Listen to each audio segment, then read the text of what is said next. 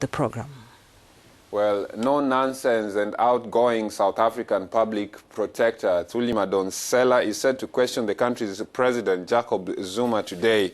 Zuma is expected to answer to misconduct as a sitting head of state, including a case involving the Guptas, a wealthy Indian family said to have had a hand in choosing state officials in the country. Zuma has publicly admitted in the recent past that he is very close with the Gupta family. However, he has denied that they have played a hand in influencing public and government appointments.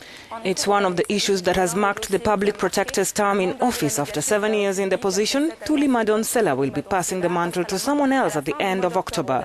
According to observers, she exposed certain officials in the country for the mismanagement of public funds, including President Zuma. In 2014, she published a report that caused great controversy, saying that the head of state unduly benefited from the renovation of his private home in Kandla that was funded by the South African taxpayer. The country's constitutional court finally found the report was binding and ordered President Zuma to pay back part of the money. Raison à la médiatrice de la République en ordonnant au président Zuma de rembourser une partie de ses dépenses.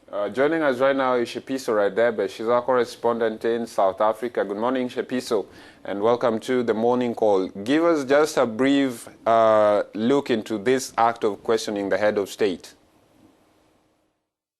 Well, the Public Protector's Office did confirm that Thuli Madonsela will be questioning President Jacob Zuma over allegations that he was influenced by the wealthy Gupta family in making government appointments. Public Protector wants to find out from Zuma if he did indeed get influenced when he was making all these political appointments. Now, the Gupta family became household names in South Africa after Deputy Finance Minister Mcebisi Jonas revealed that they had offered him a job as finance minister. Now, we've had other previous ministers that have come forward with such allegations, saying they've also been called to the Gupta's family home and offered jobs. So we will be waiting to hear from the Public Protector's Office, and her report is expected to be released in the middle of October because her term will finish at the end of this month.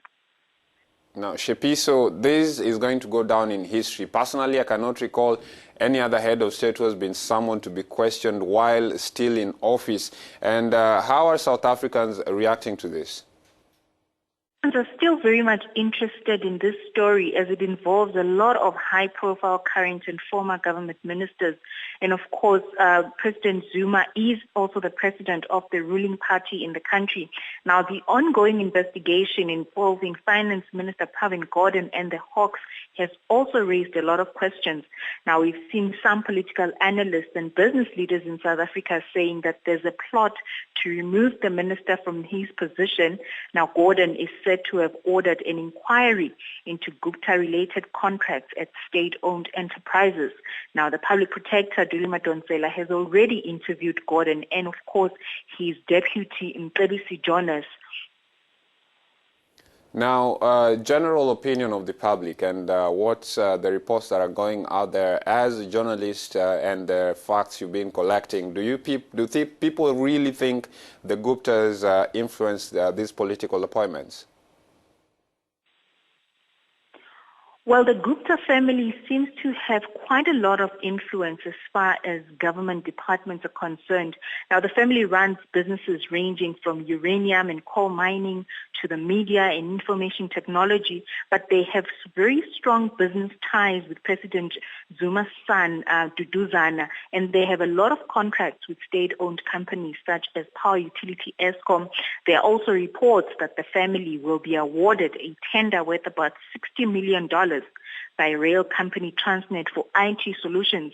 However, it is alleged that proper tender procedures have not been followed. So opposition parties, business leaders are following this story very closely, and everyone will be waiting to hear what the Public Protector says when she concludes her report before she leaves her term of office.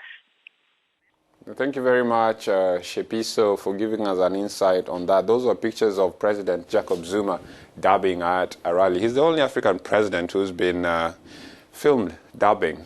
We'll be right back with our